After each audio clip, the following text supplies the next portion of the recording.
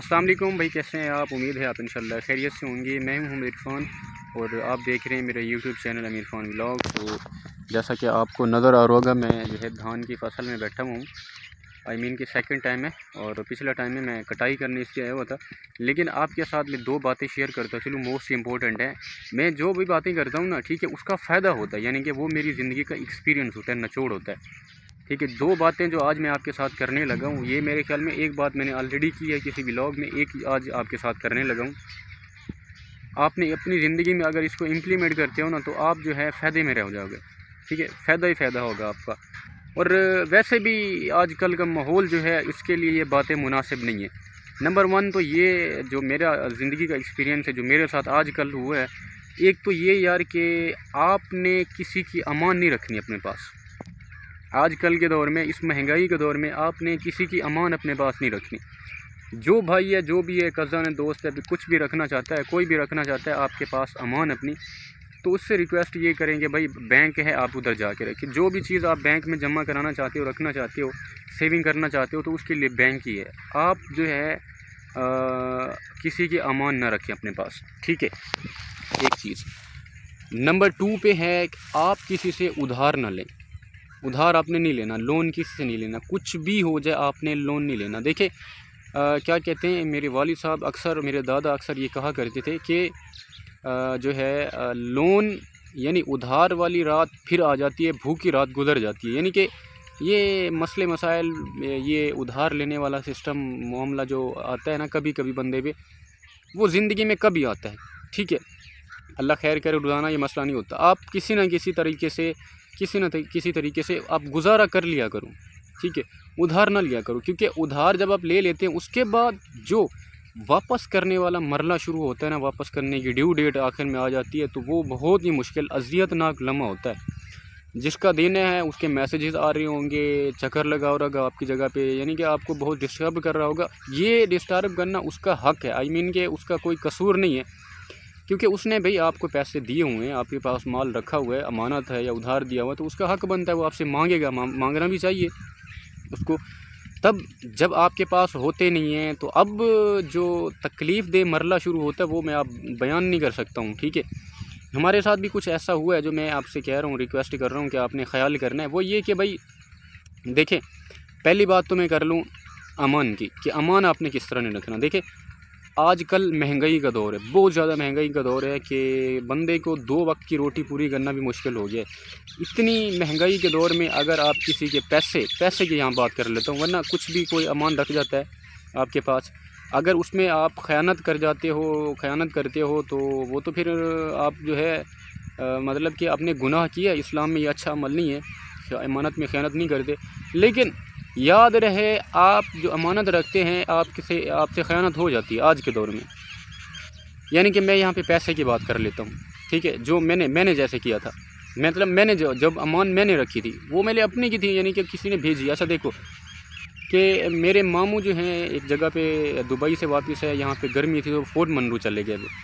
ठीक है, फोर्ट मनरू चले गए, उन्होंने कहा कि वहाँ पे मैं जो है होटल में काम कर रहा हूँ, जो है क्योंकि इधर गर्मियाँ थी, वो ताज़े जो है दुबई से आए हुए थे, एसी पे सो के, तो यहाँ पे उनसे गुजारा नहीं हो रहा था, तो इस वजह से जो है वो फोर्ट मनरू चले गए। तो उन्होंने कहा कि भाई कि मैं जो है काम कर रहा हूँ होटल में और मेरी तनख्वाह मुझे मिली है, मैं आपको सेंड करूँ, आप इजी पैसा का नंबर दे दें।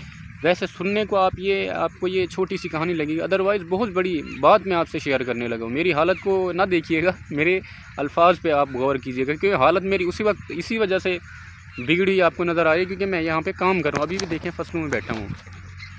अच्छा खैर, मैंने उनको अपना इजी पैसा का नंबर दे दिया। ठीक है, अब मुझे इजी पैसा, उन्होंने पैसे ट्रांसफ़र कर दिए।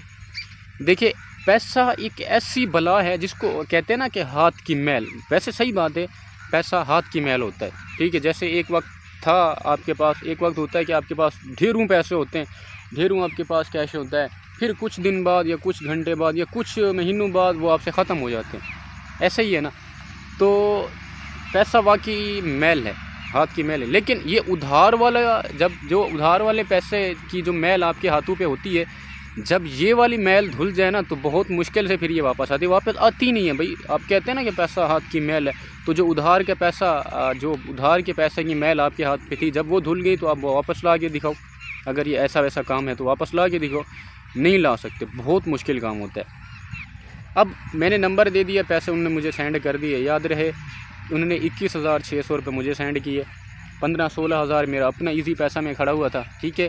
और वो जी मैंने तीन महीने पहले की बात है, अब वो मैंने ख़र्च करना शुरू कर दिया कि भाई मैंने कहा उसकी तो पेमेंट मेरे पास है, ये जो मैं ख़र्च कर रहा हूँ, ठीक है, वो जी मैं जो है अपने पैसे खर्च कर रहा हूँ। अब ये एक ऐसी बला होती है भेंटचोद, पता नहीं चलता, सॉरी, एक ऐसी बला होती है कि पता ही नहीं चलता, खर्च हो जाते बंदे से, फिर जब बाद में हिसाब करते ना, हो तेरी खैर इतने कब हुए थे यार, इतने खर्च कैसे हुए, क्योंकि महंगाई का दौर है, पता तो चलता नहीं है। अब क्या किया मैंने, खर्च करना शुरू कर दिया कि मैंने जो है शॉपिंग करना शुरू कर दिया। आई मीन मोबाइल, ये जो है ना मोबाइल हमारे पास, ये बहुत ख़र्चा लेता है भाई, ये हमसे जो है बहुत पैसे खर्च कराता है। अच्छा, तो क्या किया मैंने भाई कि मैंने जो है 22 मेरे ख्याल में 2500 रुपये का मैंने कोई माइक्रोफोन जाके खरीद। उस दिन मैंने आपको दिखाया भी है कि व्लॉग बना के 2500 रुपये का मैं वो माइक्रोफोन ख़रीदा हूँ, ठीक है। इसके बाद 3500 रुपये की मैं व्लॉगिंग किट, और इसके साथ जो है क्या था दूसरा भी ट्राईपॉड, वो मैं ख़रीद के आया था, ठीक है। और मतलब वो मैं अब मतलब अपने जहन में मैं अपने पैसे खर्च कर रहा हूँ, ठीक है। उसके बाद दूसरा क्या किया कि मोबाइल के महीने वाले पैकेजेस हो गए, खाना पीना हो गया, समझ नहीं लगी कि वो 3 महीने गुजरते गए, मैंने इजी पैसा चेक नहीं किया, पैसे खर्च किए जा रहा हूँ, ठीक है। अब पता नहीं है कि मेरे पास कितने पैसे पड़े थे, ठीक है, और कितने खर्च हो गए। अब देखिए कि अब जो है मैं कल 1 महीना हो गया, मामू ने कॉल की थी कि पैसे वैसे क्या मसला है उनका, क्या मतलब क्या हालात हैं उनके। मैंने कहा मामू पड़े हुए हैं आपके पैसे, आप टेंशन नहीं ले, ठीक है, वो मेरे पास हैं, जब आप आएंगे तो मैं आपको निकलवा के दे दूँगा, विड्रॉ करा के दे दूँगा। अच्छा, 15 दिन हो गए, जितनी मुझे परेशानी का सामना करना पड़ा आपको मैं बयान नहीं कर सकता हूँ, ठीक है। अब क्या हुआ कि 15 दिन पहले मैंने पैसे चेक किए तो 8,000 रुपया खड़ा हुआ था भाई, वो भी 100 रुपया कम, 8,000 रुपया खड़ा हुआ था जब मैंने कल परसों चेक किया तो, ठीक है। अब क्या हुआ कि मैं बहुत परेशान हुआ कि उन्होंने मेरे पास अमानत रखी, हालांकि कोई इतना बड़ी बात नहीं है, हम मामू मतलब मामा भांजा है हम, इतनी बड़ी बात नहीं है। अगर मैं सारे ही खर्च कर जाऊं तो मेरा मामू है वो कुछ नहीं कहेगा मुझे, ऐसी बात नहीं है, ठीक है। हमारा घर का मामला ऐसा समझ ले। लेकिन बात यह है कि अमानत मैंने रखी थी, उसमें ख़यानत होगी, मुझे अनजाने में ख़यानत होगी, पता ही नहीं चल रहा कि इतनी बड़ी जो रकम मैं खर्च कर रहा हूँ, समझ नहीं लग रही, पता ही नहीं चल रहा। अच्छा, 15 दिन पहले जब मैंने इजी पैसा में देखा कि बैलेंस कितना बचा हुआ है, तो क्या बचा हुआ था कि उसमें बचे हुए थे जी यानी कि 16, 30, 35, 36 हज़ार में से 8,000 रुपये बचे हुए थे, वो भी उसमें से भी क्या था भी, उसमें से भी 100 रुपये कम थे, ठीक है। अब मैं हैरान परेशान कि भाई इतने पैसे गए कहाँ हैं, असल में हुआ क्या है, ये इतना माल जो खड़ा हुआ था मेरे अपने खर्च हो गए, बाकी मैंने जिसके रखे हुए थे वो खर्च हो गए कहाँ हैं ये। अब मुझे परेशानी का सामना, इतनी मैंने कहा इतनी रकम, मैंने के 21,000 रुपये वो हैं, ठीक है, 21,000 रुपये, 21,600 रुपये वो हैं जो मैंने इनके खर्च कर लिए, बाकी 1500 एक दफ़ा सेंड किया था, 2000 एक दफ़ा सेंड किया था, यानी कि 25, 27, 28 हज़ार रुपया इनका मैंने देना है मामू का। अब एक तो बात ये कि उन्होंने मेरे पास अमानत रखी हुई थी, दूसरी ये बात कि वो सोचेंगे क्या भाई कि मैंने भांजे को पैसे सेंड किए, अब वो खर्च कर गए, यानी कि खा गए हैं वो, तो वो क्या सोचेंगे। बहुत परेशानी का सामना करना पड़ा, शर्मिंदगी भी हुई कि कल वो आएंगे तो कैसे मुंह दिखाऊंगा कि, और उनको देने तो हैं, मैंने कहा फिर दूंगा कैसे भाई, उनको वापस रिटर्न कैसे करूंगा, क्योंकि इतनी रकम यानी कि 28 हज़ार रुपये बंदा कहीं से अगर वो मांगता है तो वालिदैन से मांगता है, तो वालिद साहब जो कहेंगे कि भाई इतने पैसे गए कहाँ हैं आपके पास, और आपने कहाँ खर्च किए, क्यों इतने खर्च किए। बाकी और खर्च तो एक अलग बात के इतने पैसे जो है आपने बग़ैर पूछे किसी और के खर्च क्यों किए, मुझसे पूछे बगैर आपने खर्च कैसे किए इतने पैसे। और वो फिर देने को तैयार ही नहीं होते कि जब मैं बताता कि मैंने ट्राईपॉड लिया है, मैंने व्लॉगिंग किट ली है, मैंने ये किया है, मैंने वो किया है, वहाँ खर्च किए हैं, तो फिर तो बाबा भी नाराज़ होते ना कि ये क्या करते रहे आप, क्यों किया ऐसे। तो फिर मैंने कहा भाई क्या उनको जवाब दूंगा, बहुत परेशानी हुई, बहुत परेशानी हुई, इतनी कि मैं आपको बता नहीं सकता। अब मैं जो है मांग भी कहीं किसी से नहीं सकता हूँ इतनी बड़ी रकम, यानी कि 28 हज़ार रुपये महंगाई में कोई दे नहीं सकता। और मैं अभी कोई बड़ा नहीं हूँ, यानी कि बच्चा ही हूँ, ऐसा समझ लें, लड़का हूँ, मुझे कौन देगा 28,000 रुपये। दोस्त जो हैं वो देंगे तो 1-2 दिन के लिए बाद वो मांगेंगे, उनका मांगना हक बनता है। बहुत परेशानी हुई कि भाई क्या सोचेंगे मामू, अमानत में यानी ख़यानत कर दी ना मैंने, ख़यानत होगी मुझसे, अमानत में ख़यानत होगी ना मुझसे। उन्होंने मेरे पास अमान रखी थी, मैंने उसको ख़र्च कर दिया, खर्च हो गया मुझसे, ठीक है। और ऐसा, और ये अगर मैल होती है तो आप उस मैल को वापस ला के दिखाओ। जो आप कहते हैं ना, हम कहते हैं, जैसे मैं कह रहा हूँ कि वो मैल होती है जी, पैसा हाथों की मैल है, पता नहीं चलता, ये मतलब धुल जाती है, फिर पता नहीं चलता आ जाती है। तो भाई जो वो वाली धुल जाती है ना, उधार वाली जो धुल जाती है ना, ठीक है, वो फिर जब रिटर्न करने का वक्त होता है बहुत मुश्किल होता है। ऊपर से उसके मैसेजेस आ रहे हैं, वो घर चक्कर लगा रहे हैं, वो बड़ों को पता चल गया, ये बात वहाँ तक पहुँच गई, हमने देना है, रोज़ टेंशन डिप्रेशन कि हमने उसका लोन देना है, पैसे देने हैं। तो ये बहुत मुश्किल अज़ियतनाक लम्हा होता है। तो ख्याल किया करें लोन किसी से, यानी कि अमानत की बात हो रही है अभी, अमानत ना रखा करें किसी की, जो जिसने भी रखना है बैंक में, ठीक है, वो खुद अपना अकाउंट ओपन करवाए बैंक में और जाके रखे वहाँ पे। आपने जो है उनसे अमानत नहीं रखनी, क्योंकि अमानत में आजकल महंगाई है, बंदे से पैसे खर्च हो जाते हैं, यानी कि जो भी है वो चीज़ बंदा मजबूरी में ना चाहते हुए भी खर्च कर देता है। तो जब रिटर्न करने का टाइम आता है, अच्छा एक और बात, जिसने अमानत आपके पास रखी हुई है ना, ठीक है, उसको आप ये भी नहीं कह सकते यार अभी नहीं है। एक मेन बात है, आप उसको ये भी नहीं कह सकते अभी नहीं है। अभी नहीं है क्या मतलब, वो कहेगा भाई मैंने आपके पास अमानत रखी हुई थी, मैं जब भी मांगूँ उसको देना होता है। भाई आप जब भी वो मांगे ना, उसको आपने उसी वक्त देने होते, क्योंकि उसने आपको खर्च करने के लिए नहीं दिए थे, ठीक है, यानी उधार या खर्च करने के लिए नहीं दिए थे, आपके पास उसने अमानत रखी थी, ठीक है। तो अमानत जो है फिर उसमें तो ख़यानत नहीं कर सकते। वो कब, मतलब देखिए मैंने किसी के पास 10,000 रुपये रखे हैं, चाहे मैं 1 साल बाद भी मांगूँ, जब भी मांगूँ वो मुझे दे दे, क्योंकि मैंने अमानत रखी है, मैंने उसको खर्च करने के लिए नहीं दिए थे। अब वो खर्च कर गया, ठीक है, जब मैं मांगूँ तो वो क्या मेरे पास नहीं, अभी खर्च हो गए हैं, फ़लाँ डेट को दूँगा, फ़लाँ डेट को, ये तो ये ख़यानत होगी ना। तो यानी कि जो अमानत रखता है तो उसको खर्च नहीं करनी होती, आपके पास सेव रखने होते, जब भी वो मांगे उसको वापस करने होते। ये हम नहीं कह सकते कि अभी आज नहीं है, कल नहीं है, परसों नहीं है, ठीक है ना। तो जब हम खर्च कर जाते हैं तो यानी वो जो मैल होती है उधार वाली धो देते हैं, तो वो फिर वो वाली वापस नहीं आती, ये वाली आ जाती है बाकी वाली, तो बहुत मुश्किल होता है। तो किसी की अमान ना रखा करें, खर्च हो जाती है, बंदे से पता नहीं चलता, ठीक है, तो बंदा फिर रिटर्न करने का टाइम आता है तो बहुत मुश्किल का सामना उसको करना पड़ता है। ये आप ख्याल किया करें, अमानत ना रखा करें, ठीक है, किसी की भी। अगर रखते भी हो, अगर आप इतने सादिक और अमीन हो, मिसाल के तौर पे इतना आपके अंदर दम है कि आप रख सकते हो, तो फिर आप रखो उनकी अमानत। अगर आप खर्च नहीं करना चाहते, नहीं कर सकते, तो आप रखो। अदरवाइज़ मैं जो है आपको ये रिकमेंड नहीं करूँगा कि आप जो है किसी की अमानत रखें। दूसरे नंबर पे मेरे वालिद साहब अक्सर, दादा भी कहा करते थे कि लोन आपने नहीं लेना किसी से, उधार नहीं लेना, कुछ भी हो जाए उधार नहीं लेना भाई। क्योंकि वो अक्सर मिसाल दिया करते थे कि ऐसे कि उधार वाली जो रात होती है वो वापस आ जाती है, भूखी रात वापस नहीं आती, यानी भूखी रात गुजर जाती है, लेकिन जो ये उधार वाली रात होती है ना, लोन वाली, ठीक है, ये फिर वापस आ जाती है और मुश्किलात के साथ वापस आती है, ठीक है।